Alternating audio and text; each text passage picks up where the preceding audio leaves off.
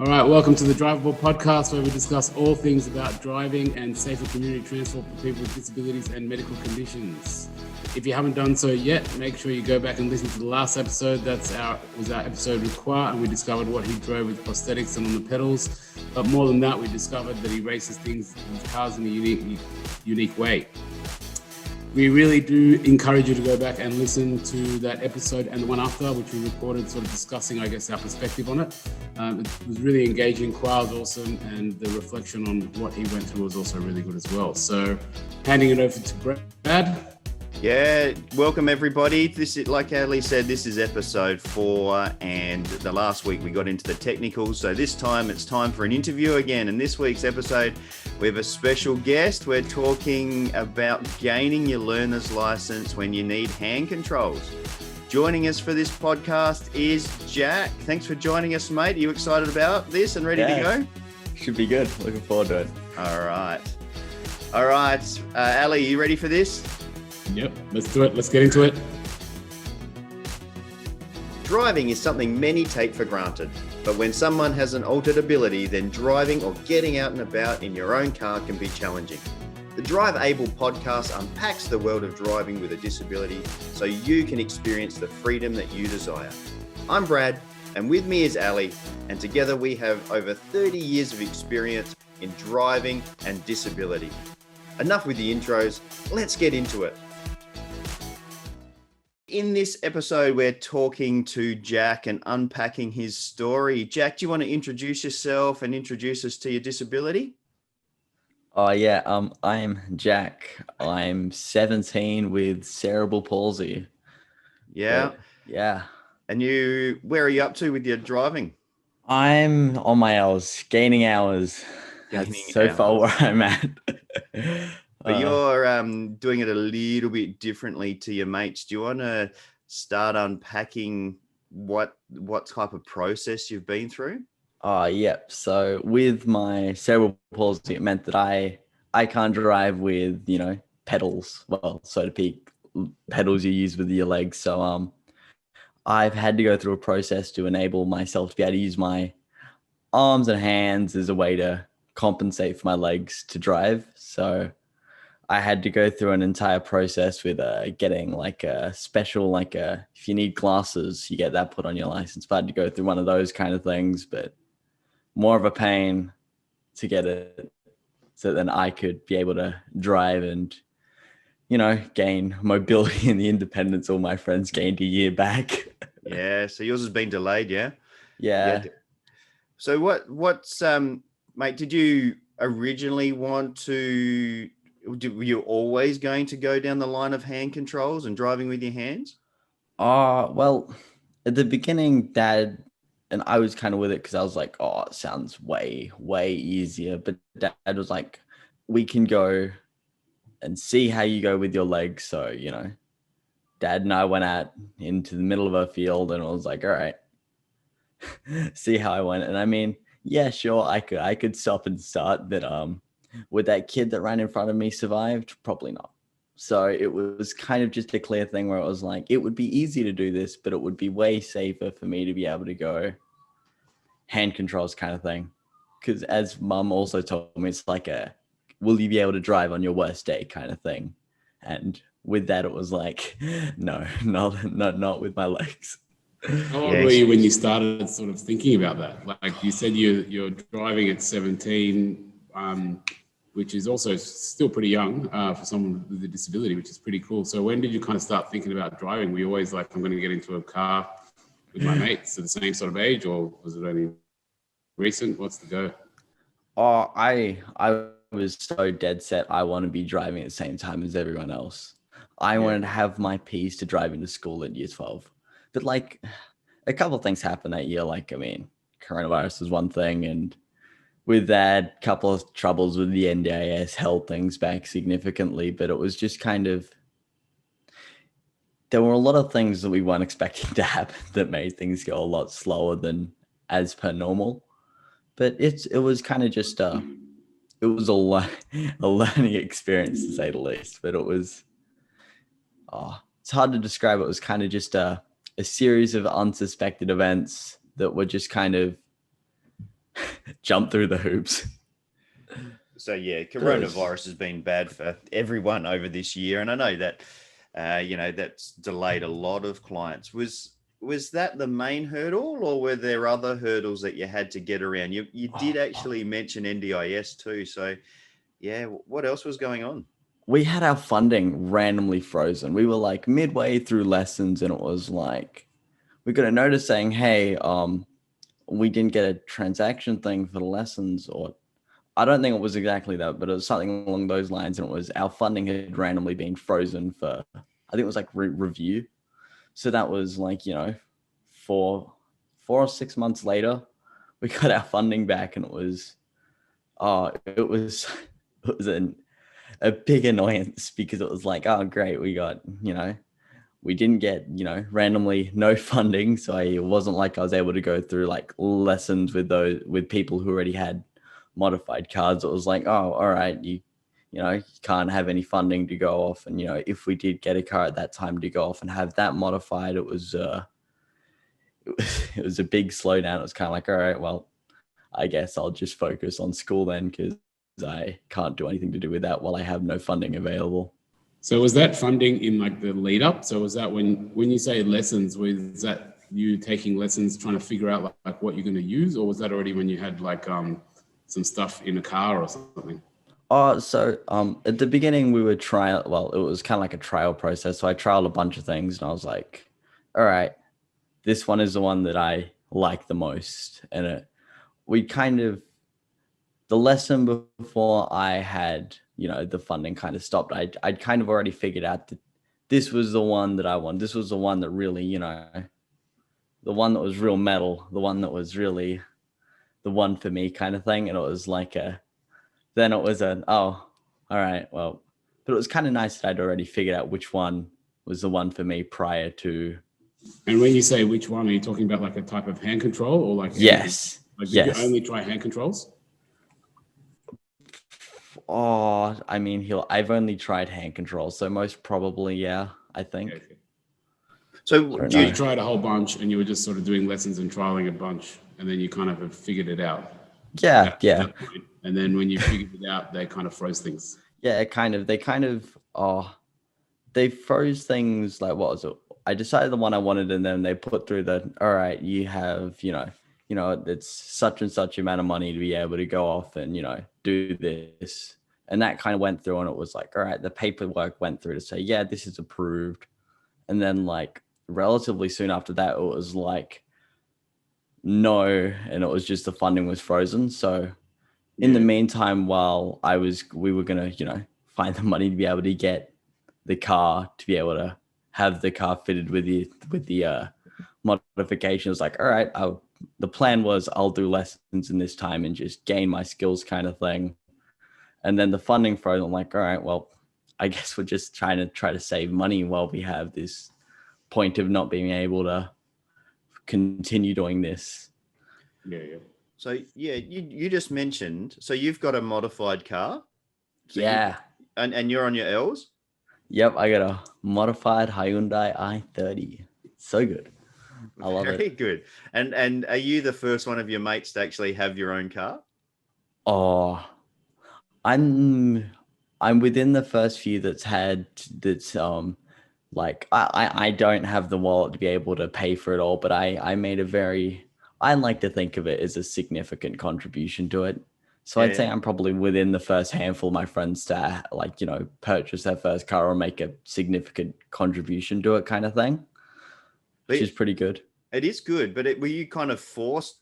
Like, could you talk through the process of that bit? Were you kind of, I know when I was 17, I got my first car was terrible. I got a Chimera as my first car, and it was gifted to me as a hand-me-down through the family. It struggled to get up hills, and I think they gave it to me on purpose so I couldn't have an accident because it just had no power whatsoever. But is that the same type of thing? Look, I'm coming from a knowledgeable background. I'm pretty sure the NDIS wouldn't allow you to buy a clapped out Chimera. What type of process have you been through in regards to getting a car then? Yeah, because for them to be able to use my funding to get the hand controls, it was like, all right, it needs to be within 5 years of manufacture, which is like, all right, so I guess the least I can spend is like $14,000. And I was like, all right, it's going to be under 80,000 Ks. I'm like, oh, all right, well, that's another thing to put in my car sales thing. All right, under 5 years, under 80,000. It's like, oh, all right, crikey. Because when we went through it, it was like, all right, you could probably get away with other things, but the recommended cars for this was like I think it was like I can't remember. There was like I can't remember to be honest, but I know i30 was in there, and that's the one that we went for. And Did you buy it new? It was old by an old grandma. So when we got it, it was 20,000, 25,000 Ks.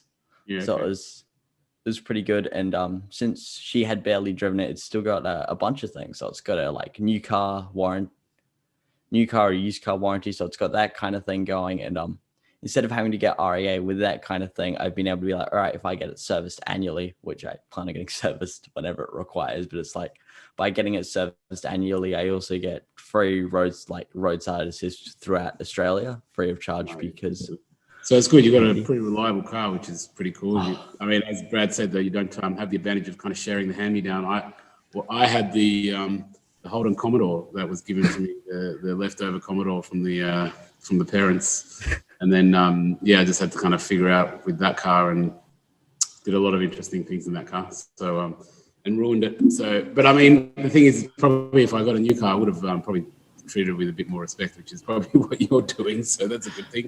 Yeah. And so you hadn't driven any other car other than that i30, or the ones that you did the lessons? I had the one with lessons, and then and then there's my car, and then there's the brief try of trying to use my feet in one of Dad's. Yeah, I can't remember what it is. I'm not the biggest car buff personally, as you probably couldn't have guessed. Okay, so you got you basically had the sort of the hurdle of getting the car. First of all, the NDIS, then the car. Yeah. And then what about getting it modified? That was all sort of relatively easy in that car? That was like one of the easiest parts of everything. It was like the guys we went through was like, all right, booking a date. And I was like, all right, I can't remember what day it was, but it was like, all right. And then we took it in, and it was like, okay. And then modification kind of thing started, but it was like, oh, and then there was like this COVID cluster thing that wasn't really a COVID cluster. It was like I can't remember. Something happened, and it was a not quite a COVID cluster kind of thing. Oh, that 3 day South Australian pizza shop incident. Yeah, that's the one. Yeah, that happened.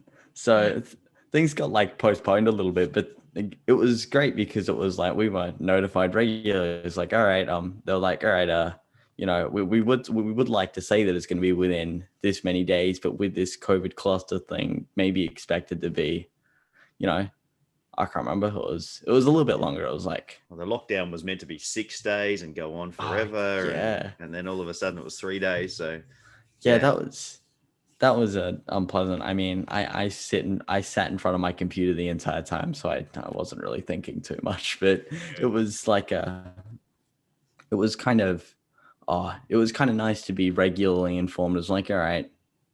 And then once we knew it was like, okay, it's going to be done this day. It was like, all right. The hardest part was trying to find someone who could come up and pick us down, which was just my grandparents, which was awesome. Yeah, okay. It's pretty good. So you live far. You got it done in Adelaide? Yeah, we got it done in Adelaide. How far are you from there? Like an hour? Hour and a bit, though. Yeah, depends if I'm driving. Mostly around where you live, like mostly around Barossa, or do you do long trips or anything yet, or not? I've kind of been. What was it? Here, just a fun fact is that road rules in the Barossa Valley seem to be a little bit flexible to the drivers. So I'd done some driving around the area, but then we went for a holiday to KI, which Mum was like, all right, you know what, we're going to take your car and you can do some driving along the big legs, some of the longer legs. So I did trips back from Kingscote or up to Kingscote. So that'd be, an hour and a bit. Oh, it was an hour and a bit, and that'd be really good. So I was that was a lot of time going like, all right, it's a hill. I have to speed up. Oh no, I'm going down a hill. I'm slowing down now. Like I got to slow down. So it was like, there was a lot of that practice. Like, all right, I'm sure the people behind me were happy to overtake, but it was like, all right, we're going to get you to learn where 50 is. And we're going to get you to sit on 50 for such and such. And once I was comfortable at 50, it was like, all right, we'll go to 55 or 60. So now, after that, so I think I got like, I was comfortable at 80, I think, after that. So I was quite comfortable sitting at 80. So then once we got back from holidays, and it was like, all right, we went to grandparents and mum drove that leg. And then once we were there, I drove back. And that's kind of, what was it? Yes, that was kind of suburban Adelaide. So that was pretty good. So I drove out of there and back down to the Barossa Valley, which was good. And that was me sitting on 95 and not going over 100 because it was like a, I don't know. I kind of sit at 95 because I'd like to think that I sit relatively consistent, but I fluctuate. So it's a nice, I fluctuate a little bit enough that it's like, all right, 95 is a really nice buffer zone because I can see myself go up to 99. Then I go, oh, whoops. I mean, usually I'm pretty good, but it's like How do you find controlling, like, are you getting better at controlling the car, I guess, obviously? Yes. Hand controls? Maybe I'll get like a big forearm one day from hand controls. No, I mean, maybe, but how's the whole like lessons? And I guess, like as we were discussing, you probably have some differences between other kids of your age in terms of just being able to get into the car and go for a drive or whatever and having lessons whenever you want. Are your parents doing a lot of that, giving you hours? Are they pretty supportive around that stuff? Do you have to hire someone for that? How's it working at the moment? Lessons are kind of they're kind of a little bit difficult because given my situation, I either need someone who has, a modified vehicle that, with, brake pedals on the other side that, I use, or I need to find like a driving instructor that's comfortable to go in my car to be able to do it because I don't have brake pedals on the other side. So it's I haven't done any kind of instructor work as of yet. I plan on doing some stuff when there's this guy down Galway, I think, that does modified driving lessons once. Like in your car? I think he's got a car. I think I can't remember if I'm brutally honest, but it was like yeah, so we're kind of just waiting for him to kind of be freed up because like since they're so uncommon, like people who are trained to drive in hand control vehicles who offer lessons, it's kind of they get booked up real quick because, there's no one else that can really do it. So it was kind of yeah. Was that also kind of one of the hurdles when you were getting the license as well, or getting the all of the initial stuff, the trials? Did you have problems with that as well? I didn't really have so many problems with that. Getting the I can't remember, I was like testing stuff done to be like, all right, yeah, he really does need hand controls. I was like, all right, that wasn't so, in all honesty, my mom dealt with most of it. I like to help out, but in all honesty, my mom did deal with most of it. So it was. Sounds like you're pretty lucky you got some supportive parents there. Oh, I am so lucky. Mom, I try and help wherever I can, but mom does all of the, an awful lot is done for me that I probably don't notice enough. That I do my best to notice and help out where I can, but it's a lot of, I really don't think I realize quite how much happens. You should get your mum to listen to this podcast on Mother's Day. That's wonderful stuff that you're saying about your mum. And I'm sure it's a lot like that for quite a few people that go through the NDIS or have a disability. Mums and dads do a lot of stuff behind the scenes, don't they? Yeah, they're really, if I was tasked to deal with any of that, I would not successful to say the least, but it was like, it's just it makes, I'm really grateful that, I'm able to be supported this way, then I'm, because if the NDIS from my experiences is kind of, it's off and on, you might have a good year 1 year and then you, like, for instance, the year that I was getting the car done, or it might have been that year or the year before, but it's like, I was getting pretty good funding for, I was doing locum at the time and that was pretty good. And then it was like, all right, it dropped. And I was like, oh, and it goes up and down. So it's always a juggle kind of thing. Well, as far as I know, at least, but it's just NDIS, as you said, it's got some challenges, but me personally, like the things that you were saying, is one of the aspects which I actually really love about it, because it sort of is forcing us to think and work in a much more community type manner.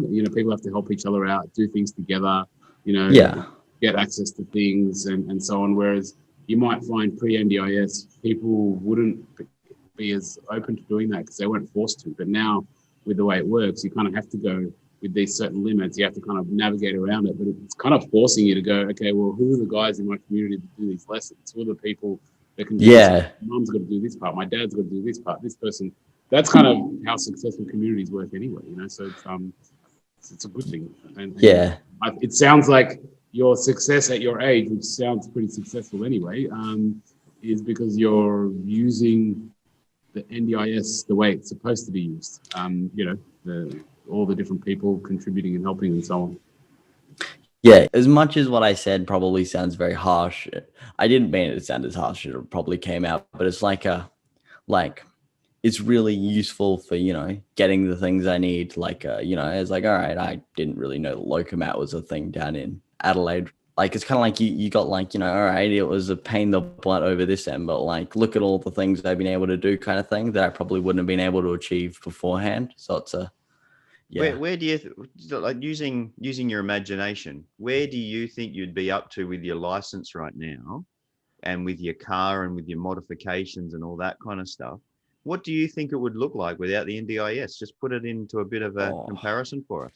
Without the NDIS, if I'm thinking, it's kind of hard to imagine, because we found out about the guys that we went through one of my teachers has a daughter who's got disability that is a bit, she's got a disability, and she went through the guys that we went through, and that was like, these guys are really good. So we went through there, and that was kind of how we found out. So we'd probably most likely have gone through the same place, but it was like it'd be a more of a money juggle. I probably would still be saving or just getting there. I think I'm not entirely sure though, if I'm honest. Actually, I didn't even think about lessons when I was thinking about all that. Crikey. It's, it all adds up pretty quick. So that's what I was saying. When you consider all that stuff, the NDIS works very well. It is complicated, and I guess on that point, do you have any tips for anyone working with the NDIS in terms of, I guess, how to make it work for them? Yeah, I agree. Have you got it? Yeah, I mean, we've got hopefully going to have people listening to this that are going to go through the same process that you. Maybe they're 15, 16, starting to think about driving with their disability, and they want to. Maybe I can use a NDIS myself. What tips and tricks have you got from what you've learned? And it might be that, you struggled with something, so this is what you would do, or the opposite, this went really well, so I'd make sure that you do this as well. If there is a way, be prepared is what everyone says, but be prepared is a very nothing statement, because what are you preparing? But it's like, if you can figure out, all right, if I need, if I say I need this many lessons, or if I need, this is the modification that because I can't remember, because I figured out what modification suited me after I got my license. So I'm not entirely sure how that one would work, but it's like, the way that I did it, by getting my license as quickly as I could, was really beneficial, because it meant that I was able to be like, all right, I can move on to the next steps. But with this, I had to get my doctor to sign all these forms saying, all right, is he suitable for this? Or I can't remember the question, but it's like this 4 pages, I think.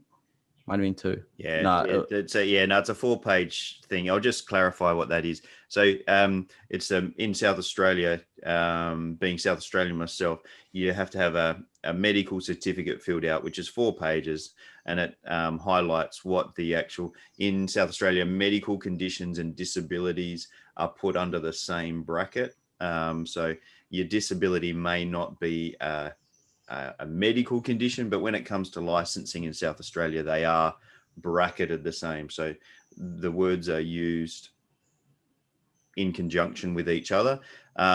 So you had to go and get a medical certificate filled out to say that what your disability is that right?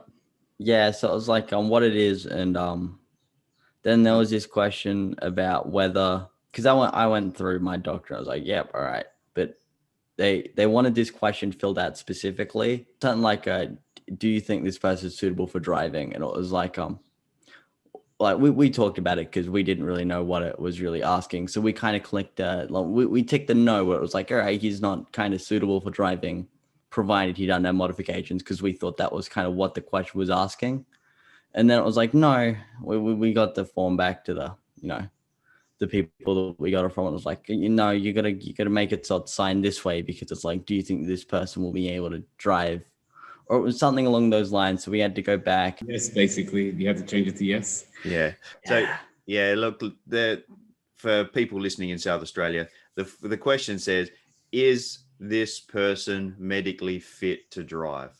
That's the one. So it's a yes or no answer that the doctor has to fill out with a tick box, and then it gives you a couple of lines underneath to expand on that. So if they tick no, that's it. There's no driving future. Yeah. It's actually funny. You have a similar situation in New South Wales as well, and I would say that, Jack, you probably sold yourself short, and I think a lot of people do. I reckon a lot of people, what they do is they consider themselves as, oh, maybe I'm not that great, or maybe if I'm not 100% ready now, but I can be, if I do this, this, and this. But then as soon as you say, no, I'm not fit to drive, then they go, well, then you just said you're not fit to drive. You shouldn't be in the car, see you later. Yeah. So you got to be careful about being super honest, I guess. Yeah. Honesty is good, but also... It's complicated, because it's like it's what you're thinking, but it's not necessarily an honesty thing, if that makes sense. You know what I mean? Yeah. I'm with you there. Like people are like going, oh well, look, I think I'm not going to be fit unless I've got this stuff. But that's kind of the question is confusing. So think about the question is yes, provided this, and this, not no, right, unless this, and this. Yes. That is a really good tip. Anybody that needs to have a medical certificate filled out, talk to your doctor, tick yes, and then put in what the provisions are for that yes. And then on top of that, which I'll segue to another question, is did you have then going to find like a therapist or something that can help you with that process? Was that challenging, and any hints and tips around that? Because I guess you would need someone who's got a bit of experience in that area to help you with things like these forms and stuff like that, right? Yeah, because we were originally going to go to GP. That's right. We were originally going to go to them because they could fill it out. But I had my annual kind of doctor's appointment kind of thing where my doctor would be like, all right, how's your disability going and whatnot? And be like, yep, I got a relatively all clear. But it was like, while we were there, I was like, all right, you know what? We're here now. We'll get you to, do you think that you can fill this form out for me kind of thing? Because he was my doctor, and he kind of like, we filled it out, and it was, we made that little mistake kind of thing, but we were lucky because of timing with that. But with that, because we accidentally did the wrong thing and we didn't have a meeting with him till next year, we kind of had to, send things over and figure things out, which took a little while there. But as far as that went, I think it went pretty well, I think. Did you just use your GP? Is that what you're saying? You didn't have to use a medical specialist at all? No, sorry. I use my medical specialist, but you can use your GP, I think. Okay. Right. Yeah. But yeah, and that's something that's also a little bit tricky if you're not familiar with it. Sometimes you need to see a specialist, but depending on what the medical guidelines and what the Department of Transport interpret as a medical specialist, and they can be impossible to get into sometimes. Oh yeah, also I got a little tip for that as well, because we made a mistake, or we tried to do something that didn't quite work, because we were like, all right, we originally filtered out with the medical specialist, and that was, we made that little mistake kind of thing there. And it was like, all right, and it was like, all right, we can't see him for another year, so maybe we just go to the GP. But we couldn't, like, you're not supposed to, use two different kind of people for that. Like, if you started with, your specialist, you kind of had to, if you're going to redo it, you had to do it with a specialist. So we kind of, yes, that kind of held things up, and that was a little bit of a whoopsie, but it's kind of I don't know, maybe it's just like a handy tip where it's like you got to go with one guy the entire way. All right. So you went, that's a handy tip for getting your license in the first time place with that medical certificate. And then you went to did you go to an OT first, or a modifier first, or where did you go first after that? I think we went straight to the modifier. I think I can't actually really remember, in all honesty, but I'm pretty sure we went to the modifier straight away, because it's like, all right, I've got my license, and then they were like, all right, we gotta. That's right, because they got me to do a little bit of a test kind of thing, where it was like a because they did like a hazard perception thing and something else.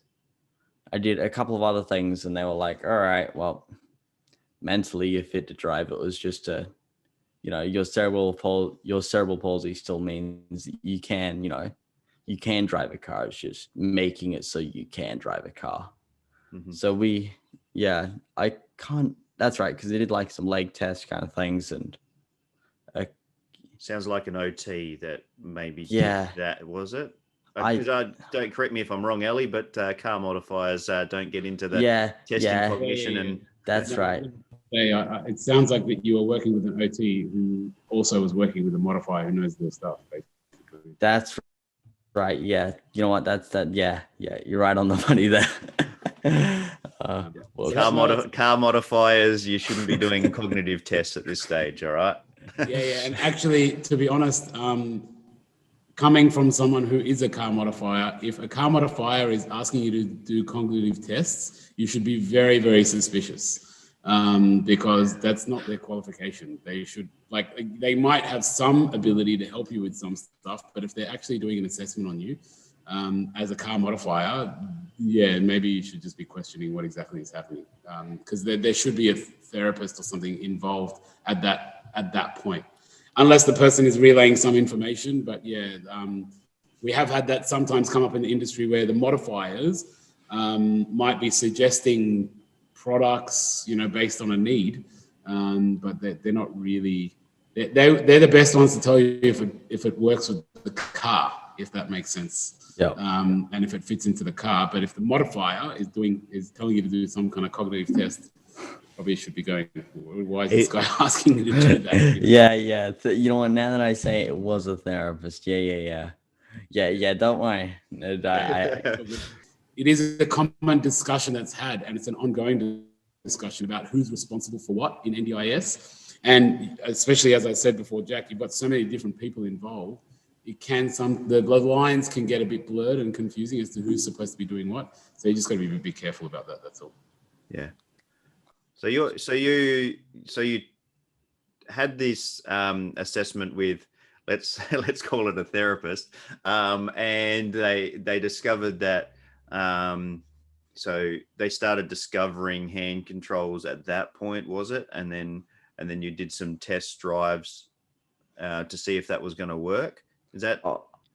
We kind of did that kind of little, the cognitive whatnot, and that stuff with the therapist. And I was like, all right, I'm mentally kind of clear to drive, and it's like, you're not gonna be a danger on the road kind of thing. They're like, you're right, we can go and start, kind of trialing things. So I got it was 3 lessons, 1 week after another, or it might have been 4. I was like, all right, you can, go trial a bunch of hand controls. So I went out with this guy, and it was like, all right, this guy had 4 different types of hand controls that could go. And it was kind of like a mind-blowing experience when my eyes kind of killed themselves originally. What, this is one hand control?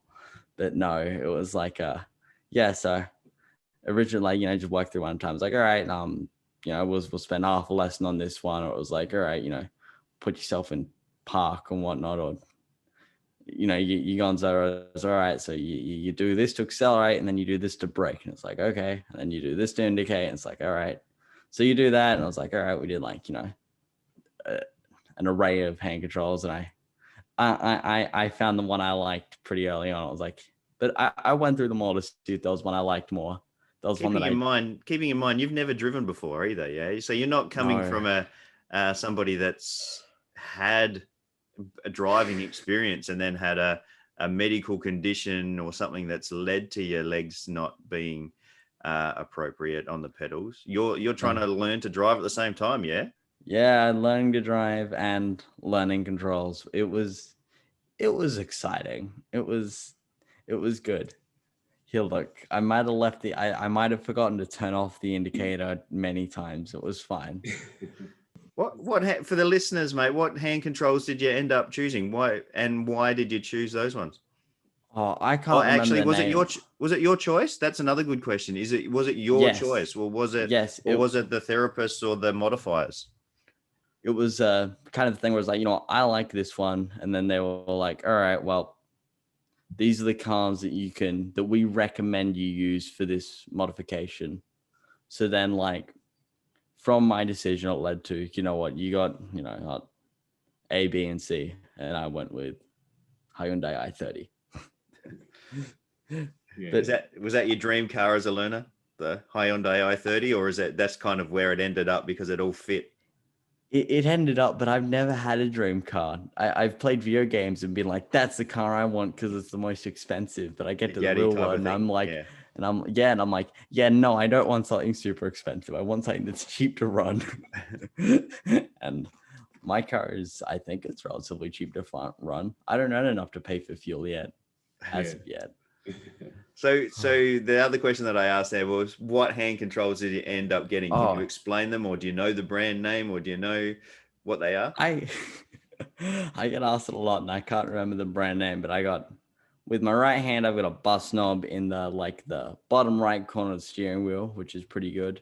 And then using my left hand against the center, it's kind of like against the center console, but not really. There's this big kind of, it's like a lever kind of thing, and you push forwards to brake, and then you'll pull back to accelerate, which is really confusing at first because I'm used to it being the other way around.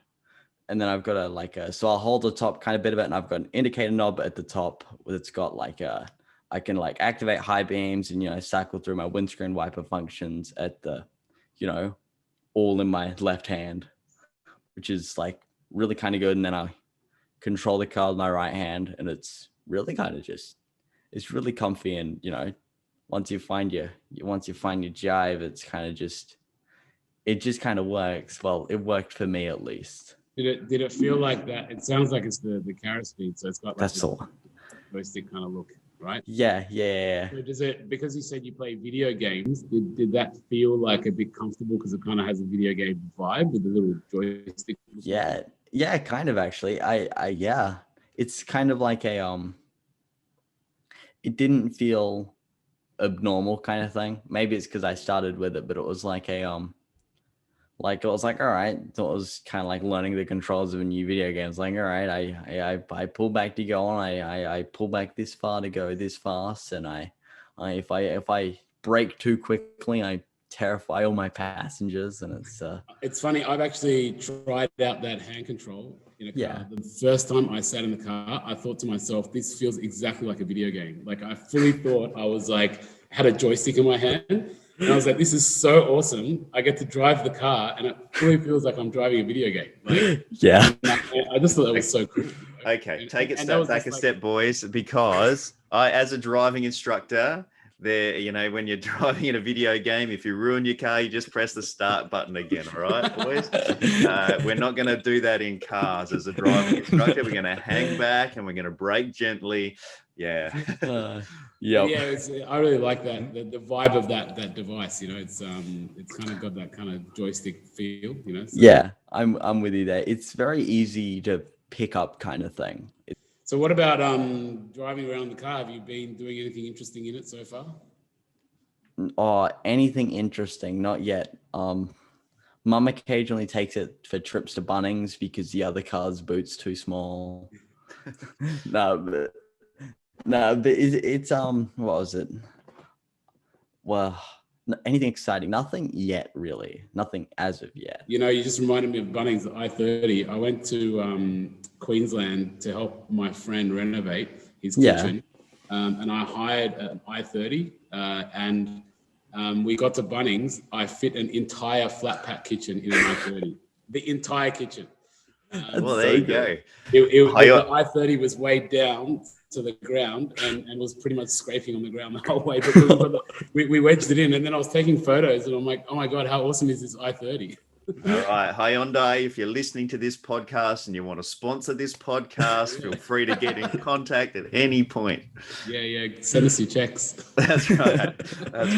Hey, I just want to go back one more technical step. So you've got a hand control that's on the left-hand side, and we think that it sounds like the Caro speed, so it's push and pull on the left-hand side. Yep.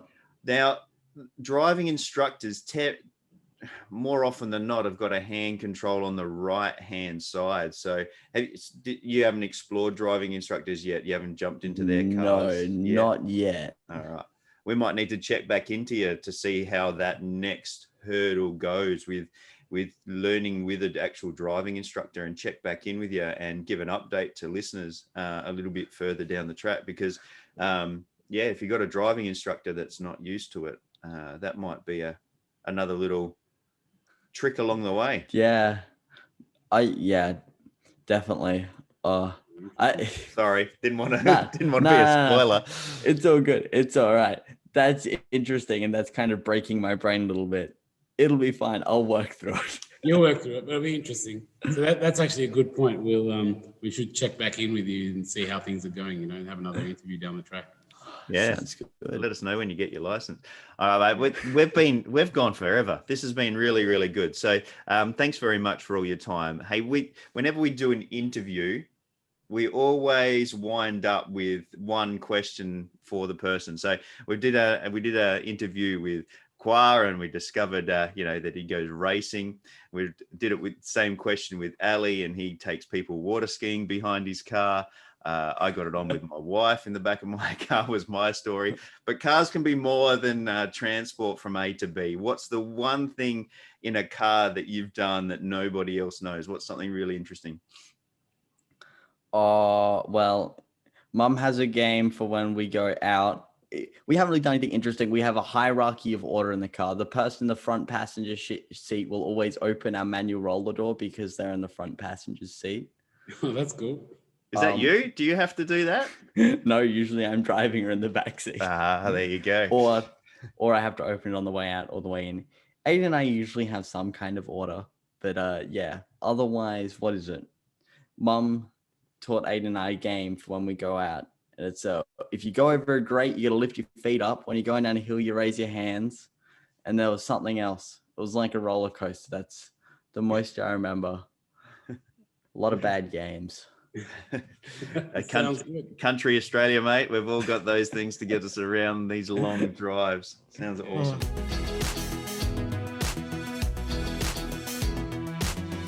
All right, that's it for this episode. Thank you very much for joining us and listening in. A huge thank you to Jack for joining us on this episode and talking through his driving experiences and getting back to driving with driving aids. If you want to get in contact with us, the best way you can do that is basically get onto our podcast channels through all of our social media. Please follow everything. Get on and we'll get you on. And Jack, you're a good talker. Did you want to share a contact for you in case anybody wants to get in contact with you, or should they do that through the podcast channel? I mean, if anyone wants to, hear any more or anything like that, you can feel free to send me an email. Send me an email. All right. Any social media, Instagram? Do you want more? Followers? Yeah. I mean, I've got an Instagram page with nothing on it. It's called The Jelly Legs, which is a great play on my disability for a name that I came up late at night, sleep deprived. Sounds good. If you want, you can follow me there. Get on there and let's get you posting stuff about your driving. Get you huge. You'd be an inspirational speaker in no time, mate. You've blown us away. My biggest takeaway about this is your attitude towards it. You haven't let anything stand in your way. There were some really good tips in there for NDIS and what freedom it's kind of giving you, but also that medical certificate. That was my biggest takeaway. Ali, what was your biggest takeaway? Biggest takeaway is really, well, as you said, great attitude, and also the highlight the fact that you guys are working with a very supportive team around you, and it really highlights the fact that it takes a village to make this NDIS work. It's not just the one person, and if you're prepared and you work together, it works really well to your advantage, and you can see, it's working. Sweet. Yeah, good stuff. All right, everybody, that's it. As we say in every episode, if you have any queries about what you can do, what will work for you, get in contact with your local OT or mobility dealer and set yourself up with a trial. Trials really do put you in the driver's seat. Do you like our pun there, Jack? 100%. That was amazing. I love that. That's really good. All right, so good. Jack, your experiences really highlights the fact that the trials is what really, as you said, put you in the driver's seat. Yeah. All right, everybody. Good stuff, Jack. Thanks very much. And we'll see you in the next episode, everyone. All right.